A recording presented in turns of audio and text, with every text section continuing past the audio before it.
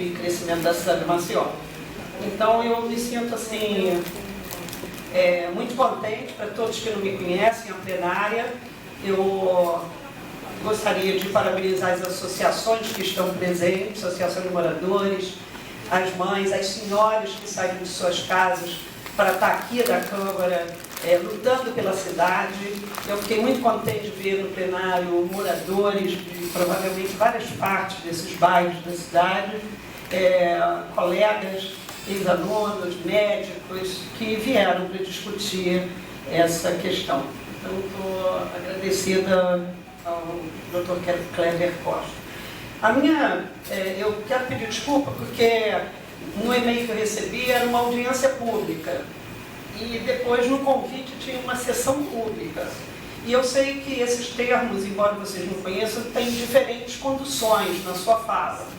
Então, eu fiquei em dúvida, se era uma audiência pública, eu falaria, mas se fosse uma sessão pública, eu só escutaria e o assunto tratado e não haveria um pronunciamento. Então, eu fiquei muita dúvida. Mesmo assim, eu preparei alguns temas que eu acho que são importantes discutir no momento, aproveitando essa oportunidade.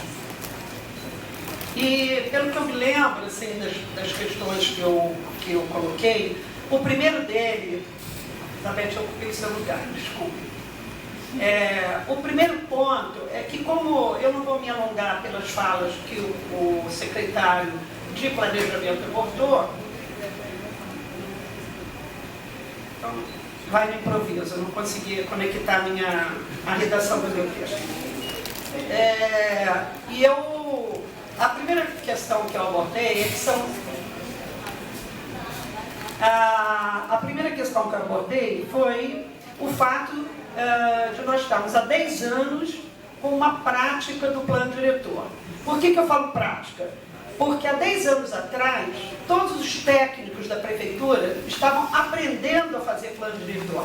Nenhum dos técnicos da prefeitura e nem a sociedade civil organizada sabiam como fazer isso.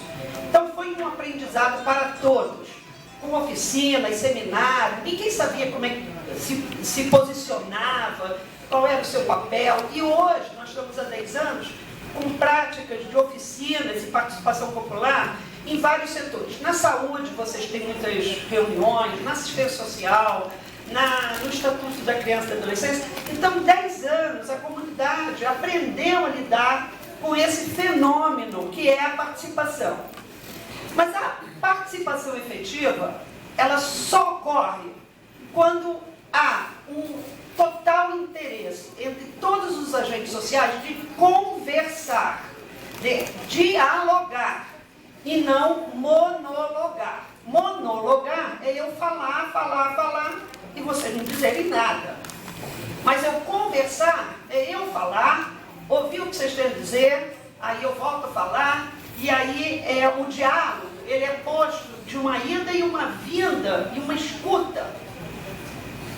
Aí a gente tem que saber, é o primeiro ponto, o poder público municipal, estadual, neste momento, tem de fato o interesse do diálogo com a sociedade?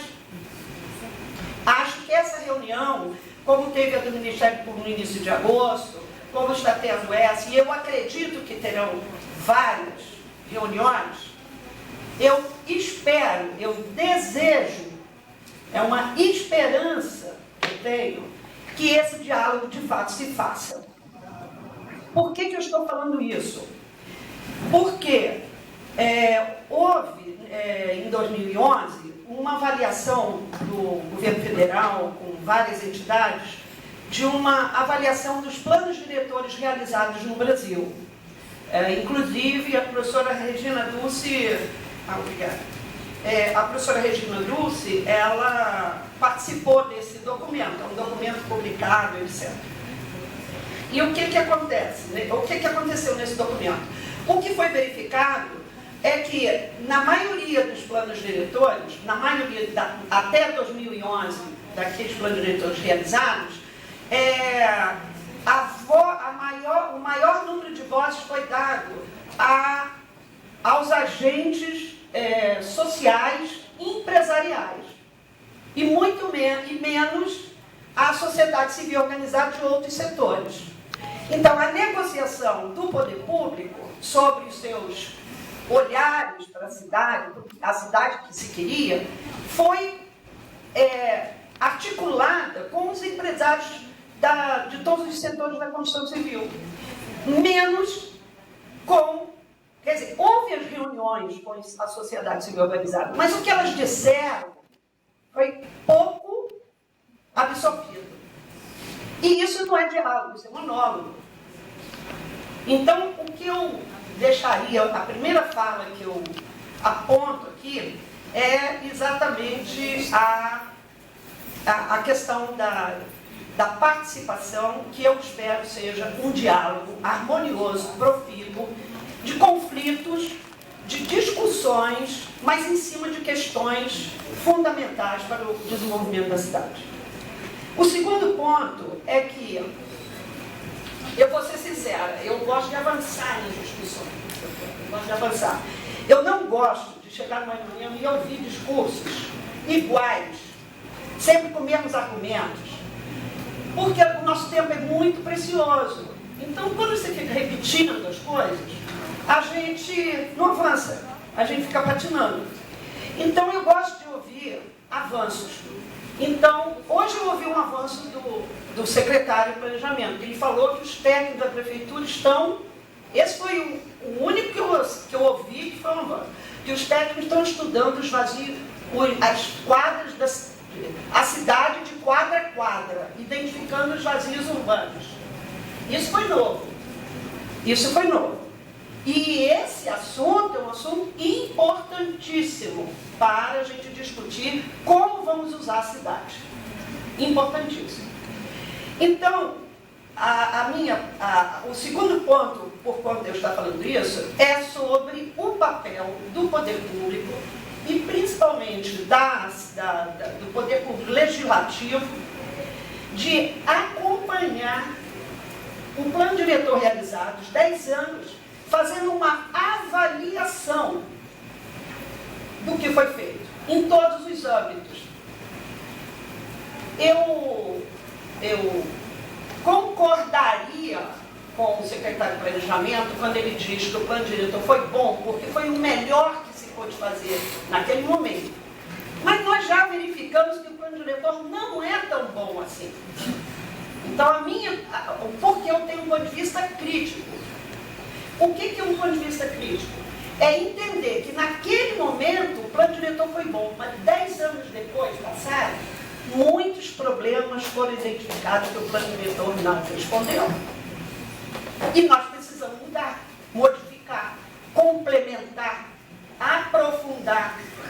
Então, a minha avaliação é que o plano diretor, depois de 10 anos, ele é regular. Ele é regular. Ele conduziu alguns aspectos do crescimento, conduziu alguns aspectos da proteção do patrimônio material, ele está conduzindo do patrimônio imaterial, mas nos aspectos fundamentais da cidade, ele ainda não obteve os seus resultados. Exemplo, a articulação entre todos os planos setoriais. Até hoje a cidade não tem, a cidade só tinha que, com 600 mil habitantes, realizar o seu plano de mobilidade e acessibilidade. E isso tinha que estar conversando com o plano diretor.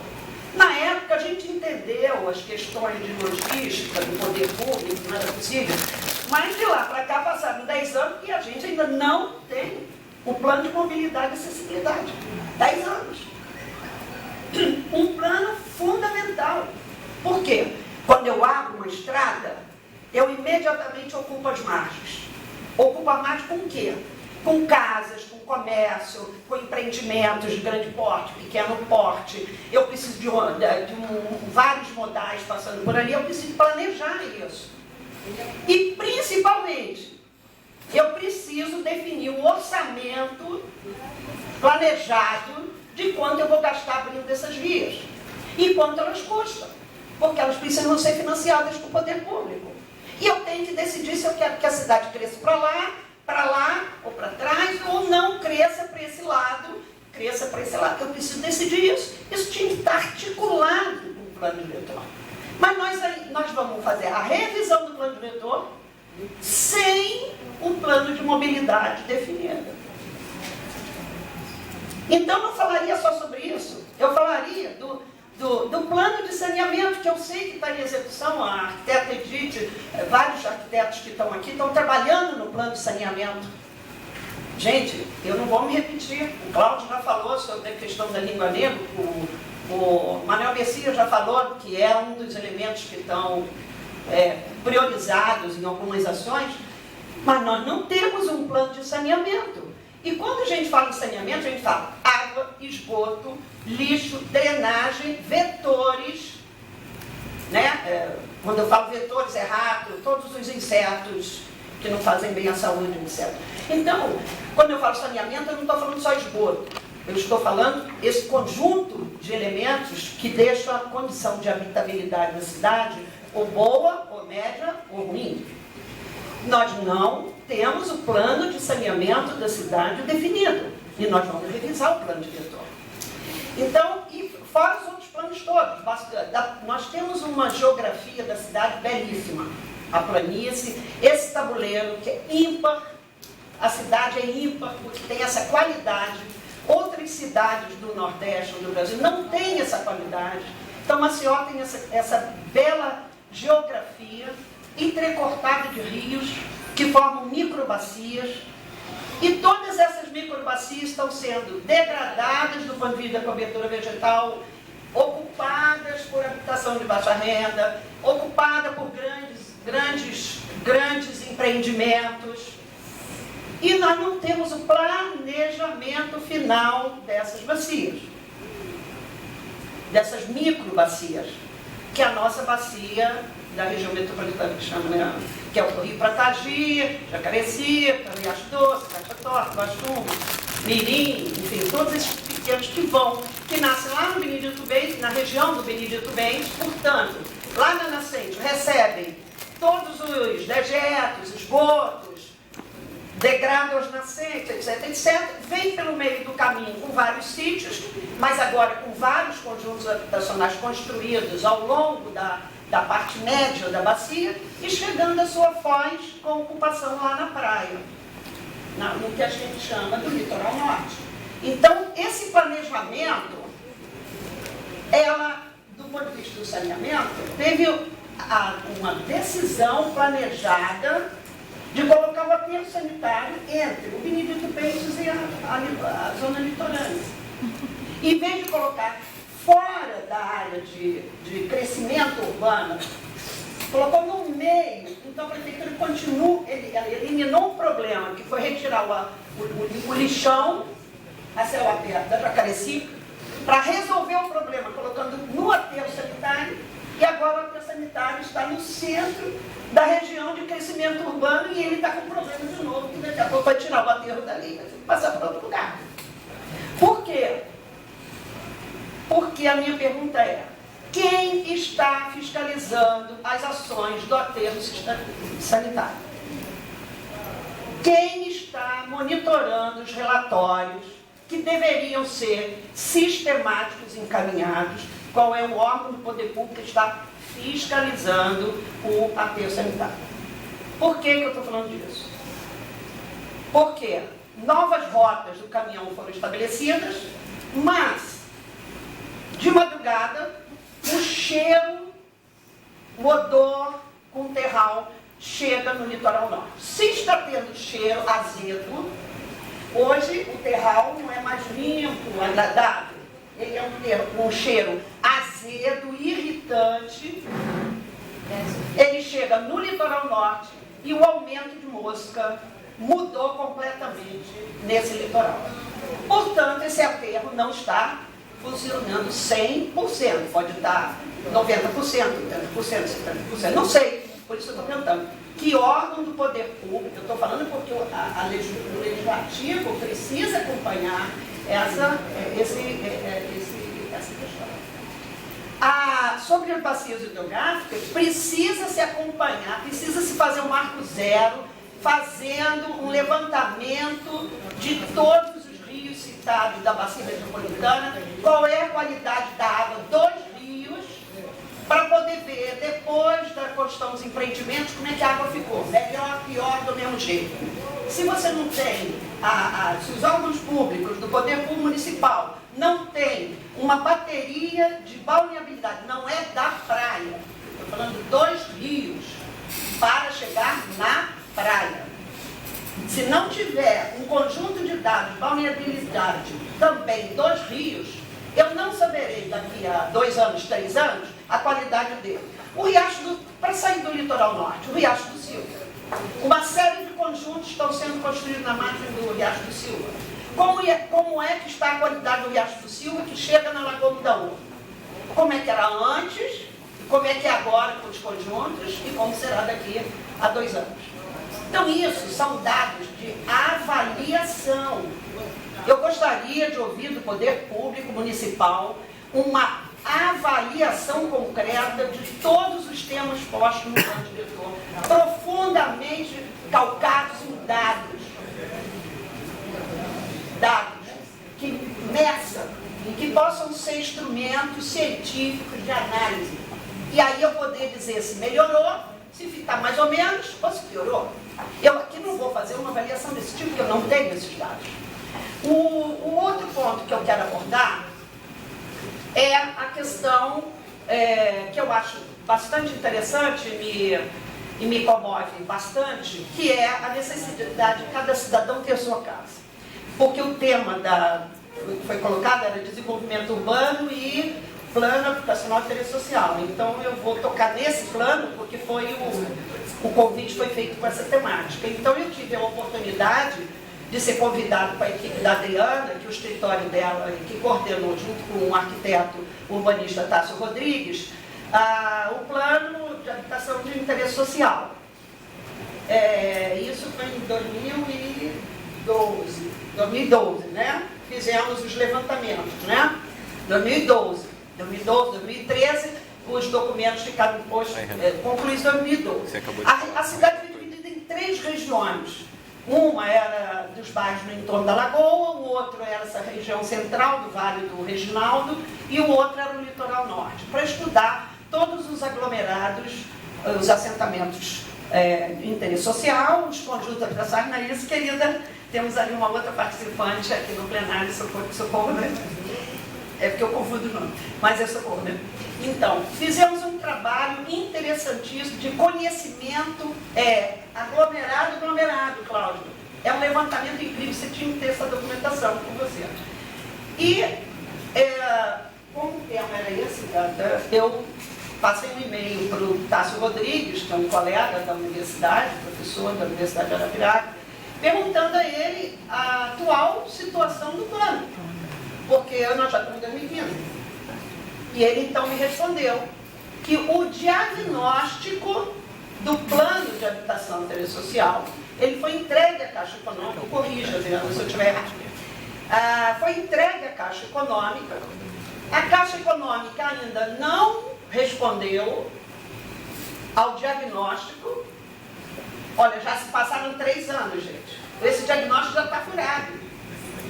O diagnóstico já está furado, porque tem 3 anos. Ela não, porque tinha problemas administrativos. Então, não é um problema de conteúdo do documento, só que ficou o conteúdo do documento 3 anos esperando isso. Então, eu acho que o Poder Público Legislativo deveria cobrar da Caixa a eficiência, pelo menos para que a equipe pudesse ter material em mãos para realizar as propostas. Como é que vai se revisar o plano diretor sem proposta de habitação? Vai ter que fazer tudo outra vez? Vai ter que fazer todo o levantamento outra vez? Olha o gasto público, olha o gasto de tempo dos técnicos. Então, o que eu vejo, na verdade, é que a cada articulação do poder público, a cada nova gestão, novos objetivos são postos. E até hoje nós não temos um plano de habitação e interesse social com as propostas realizadas, porque, segundo o e-mail do arquiteto Tássio Rodrigues, o escritório ainda está